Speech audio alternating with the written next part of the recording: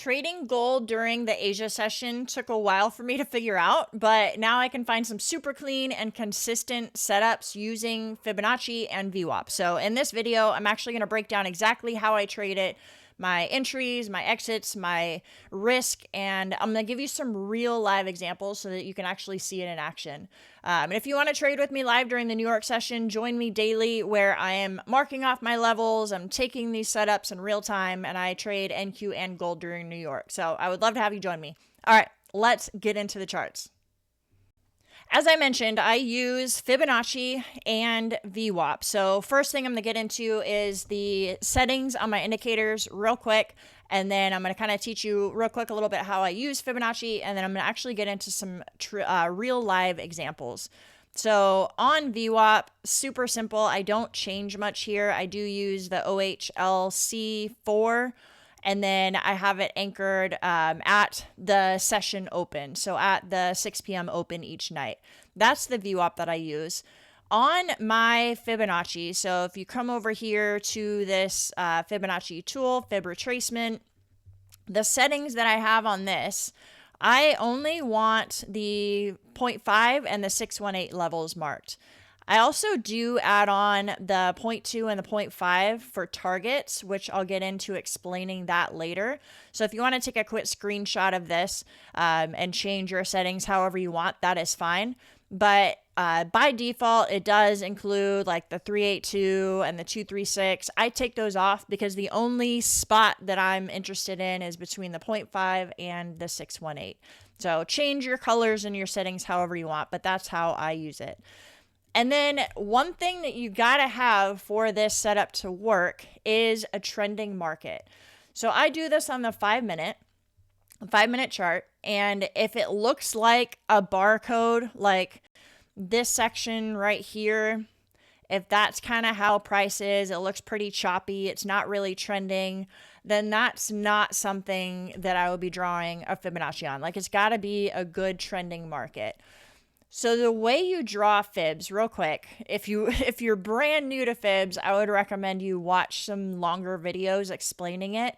But briefly, you want to go from left to right. So if you're in an uptrend, like right here, if you're in an uptrend, you draw from the bottom to the top, so left to right, and then you're looking for a pullback to the 0.5 or the 618 right there. And you can see it actually bounced off of that. Other reverse, if you are doing a downtrend and you're looking for a pullback, you would go again from left to right. So from top to bottom in this trend right here, you would be looking for a pullback to the 0.5 or the 618 in the examples that I'm going to share with you. So just remember left to right. All right. So if it's in a downtrend, you're going from top to bottom. If it's in an uptrend, you're going to end up going from bottom to top. Left to right is the easiest way that I can think of to remember it. All right, so now that we got those two things out of the way, we're using Fibonacci and VWAP. How does it work together? I'm going to talk to you about how I find the setups, how I actually, where I put my stop loss, and where I take my profits. So hopefully this helps. Here is the first example that I'm going to share with you guys. Obviously, this is hindsight, but these are actual trades that I have taken over the last couple of weeks. And I've been compiling these examples so you guys can see in real time. So right here, we had a pretty good move up. You can see that. What I want is a pullback because obviously we're trending up. So I take my fib. I go from the bottom here. So I click on the bottom and then I click on the top. The 0.5 and the 618, this box right here, if you were to extend it out, that is the zone that I'm looking for a pullback in. And when VWAP is in that zone, that is the setup that I'm looking for. So back here, before you can see all this price action down here, that's the level that I'm waiting for to get hit. I'll usually set an alert and walk away. This one to the T hits VWAP and the 0.5. So what I'll do is I'll take my long position tool. I'll enter a long here. Now, obviously, this is hindsight. I didn't really need to have much room for my stop loss, but what I'll typically do is put it a little bit below the 618, because if it goes much below that, it'll get invalidated. And then I'm targeting either the previous high, so that would be the 0, or sometimes, depending on price to the left, I'll target the 0.2 extension. So in this one, it probably would have gotten stopped out. I would have trailed my stop loss, and it would have gotten stopped out if I tried to go to the 0.2. But the first one, that previous high, it would have hit your TP. So even if you just target the previous high, that's usually about a 2 or 3 risk to reward at least. And this one, you can see it was a 3.8 risk to reward. So still very good odds. A couple things to note. I do look left for previous highs or lows if you're taking shorts to take profits. So if there was another high over here in this region that was in line with this 0.2, like maybe the high of the day or like a previous day high or something, then maybe I would target a little bit higher. If not, if there's some resistance overhead, then I have a lower TP. Also, I do trail my stop loss because gold moves pretty aggressively. There's lots of movements up and down, so I do trail my stop loss just to make sure to lock in some profits.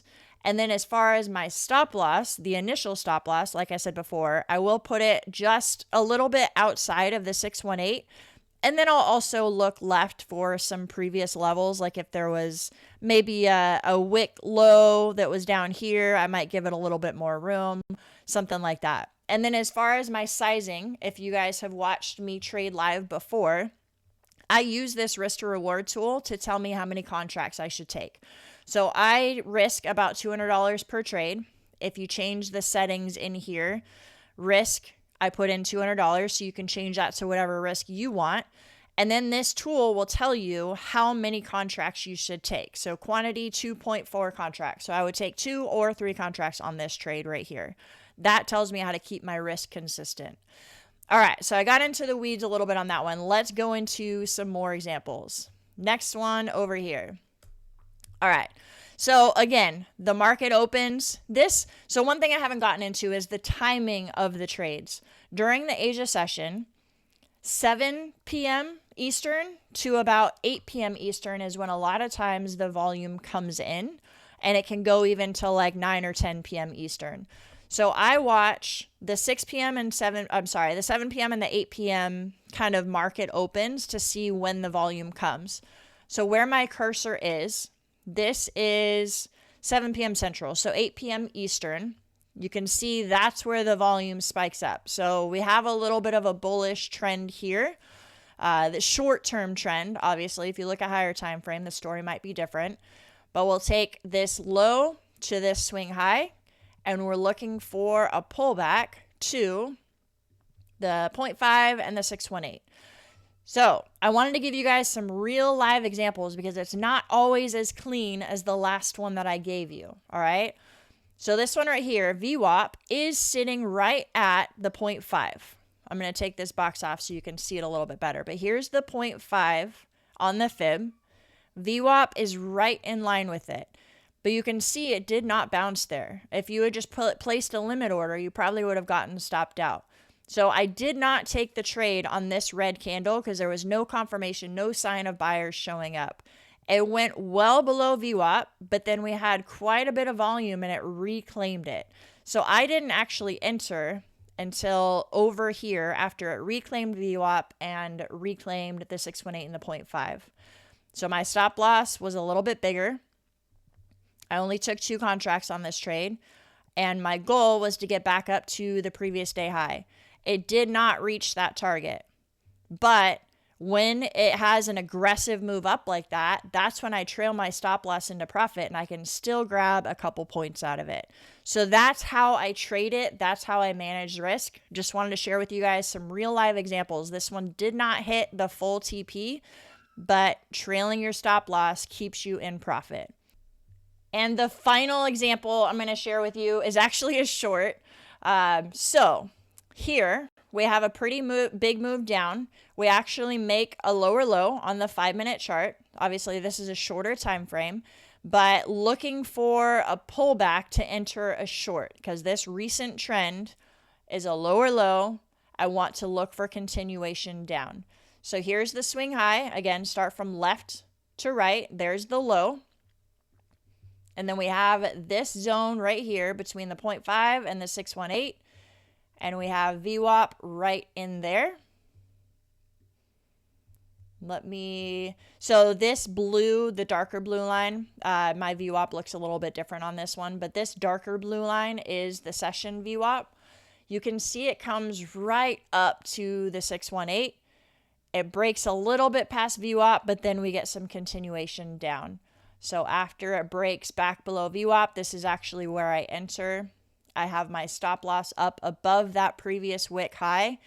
In one of the previous examples, I told you that sometimes I'll put it outside of the 618 a little bit. This one, I put it up just above this wick high since it had already tested that level. And then I was looking for it to come down to the, actually on this one, I went to the 0.2. I'll tell you why. It was making lower lows. And if you look left, this wick right here was the one that I was hoping that it would actually test. So the 0.2 extension was where I took my target on that one. So that was a 6.1 risk to reward. All right, so hopefully sharing some of those examples helps you guys. Looking for an overlap of the 0.5 and 618 with VWAP. And that is the trade that I take on gold during the Asia session. If you guys have any questions, I'm happy to expand on this. And I hope you guys found this helpful. Thanks.